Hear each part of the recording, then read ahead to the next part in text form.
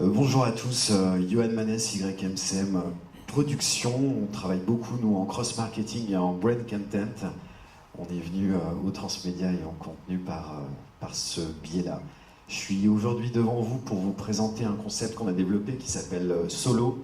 Travaillant dans l'univers du cross-marketing, forcément, on a été amené à parler de musique et on s'est intéressé au fait que c'est très dur aujourd'hui de fédérer un public autour des questions de la musique. Forcément, fort de ça, on s'est intéressé à une communauté qui est existante et qui est assez extraordinaire, qui est la communauté des guitaristes. À titre individuel, les gens qui pratiquent la guitare en France aujourd'hui représentent la deuxième communauté derrière ceux qui pratiquent le foot. En termes de chiffres, c'est les sources de l'IRMA, on est à 800 000 guitaristes actifs, c'est-à-dire des gens qui jouent plus d'une fois par semaine. Et quand on arrive sur des chiffres mondiaux, on est à plus de 50 millions. Donc on s'est posé la question de mettre en place en fait un dispositif pour aller justement vers cette communauté, pour la fédérer. Donc on a réfléchi à un dispositif assez global, donc transmédia parce que de la télévision, du web, de l'application, de la radio, forcément de la presse, parce que la presse spécialisée reste importante dans cet univers-là, et aussi de l'event. Les axes, je ne vais pas tous les développer parce qu'on a peu de temps ensemble. Forcément interactif et participatif, on est dans une logique de communauté, ça semble absolument logique. Et forcément patrimonial. Alors patrimonial parce que derrière, c'est ce qu'appelle Google le patrimoine civilisationnel, et les musiques actuelles, jazz, rock, world music, sont aujourd'hui du patrimoine civilisationnel. Alors on a lancé une première saison qui a été présentée par un grand nom de la guitare qui s'appelle Norbert Kriev, qui était guitariste de Trust, qui fait partie des 50 plus grands guitaristes de tous les temps selon le classement Rolling Stone.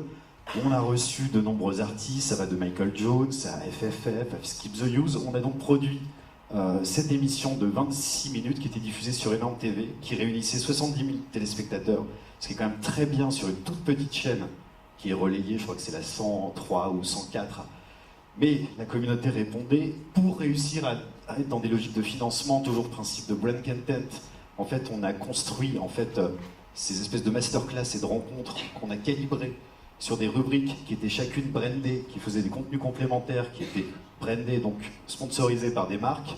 Donc c'était via Ubisoft, via Guitar Pro, Carpe Diem, Paul Becher, et aussi une chronique quotidienne sur WeFM, la radio rock qui est un petit peu partout en France, qui réunissait jusqu'à 200 000 auditeurs pour une quotidienne, quelque chose d'assez intéressant, et surtout un circuit autour de la communauté, de l'audience et du public, qui du coup pouvait se retrouver complètement entre donc la diffusion sur Énorme TV et la diffusion en radio sur WeFM. Fort de cette première saison qui avait lieu en 2013-2014, on a commencé à travailler sur la saison 2, la suite. Alors sur la suite, l'architecture a quand même assez évolué. Donc on a mis l'application. Alors l'application, comme je vous l'ai dit avant, on a commencé à travailler en termes de brand content avec une boîte qui s'appelle Guitar Pro. Guitar Pro, ça fait partie des fleurons, des pépites de la French Tech.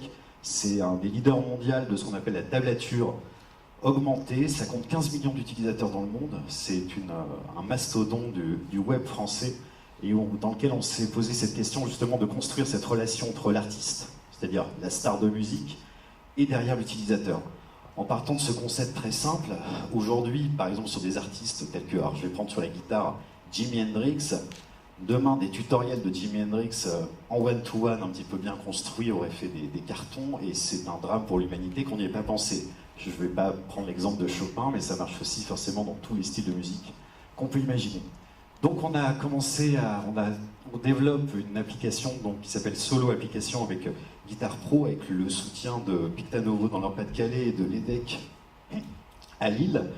En se basant sur ces 15 millions d'utilisateurs, on a toujours donc Solo Radio sur WeFM qu'on attend de relancer, et on a eu la chance de produire un pilote de Solo qui est on a produit 2 pilotes avec France Télévisions grâce à l'unité recherche et développement de France Télévisions, où on est parti du concept justement par rapport à tout ce qu'on avait fait sur cette première saison, de comment on pouvait fédérer encore un petit peu plus loin, faire une émission encore plus forte en public, en rentrant sur une logique participative absolue.